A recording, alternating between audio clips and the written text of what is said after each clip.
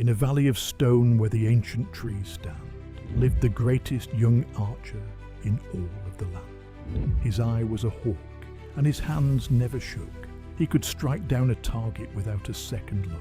He was the pride of the temple, the best of the best, passing every trial and beating every test.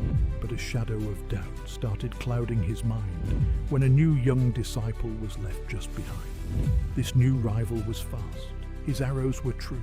With every single week, his masteries grew. And the star of the temple began to lose track, constantly looking over his shoulder, looking back. Is he drawing his bow faster than me today? Will he steal my glory? Will he take it away? His focus was fractured. His mind was erased. He stopped watching his target. He just watched the pace. And soon the great archer began to misfire, trapped in the smoke of his own anxious desire. But the master just watched from the edge of the line and whispered, "My son, you are wasting your time. When you shoot for the prize or to beat someone's name, you've already lost the true heart of the game." So the master called them to the edge of the cliff, where the valley dropped deep and the mountain was stiff. He placed a small target far across the great space and said, "Show me the archer who commands this place." The star disciple stepped up, his heart beating loud, determined to prove himself in front of the crowd. But he looked at his rival, standing right by his side, and his focus was stolen by envy and pride. He drew back the string, but his fingers were tense, his mind filled with static, losing all sense. I must beat him. I must be the one who flies high. He let the arrow go and watched it sail by. It missed the target completely, falling into the deep, a failure so bitter it made his heart weep.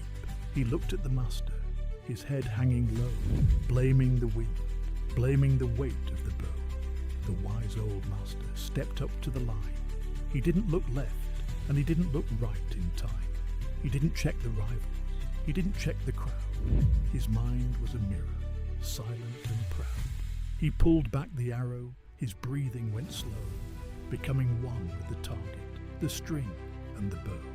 The arrow struck gold, right dead in the spark, a perfect release that shattered the dark. The master turned softly and looked at the youth and spoke the words of a beautiful truth.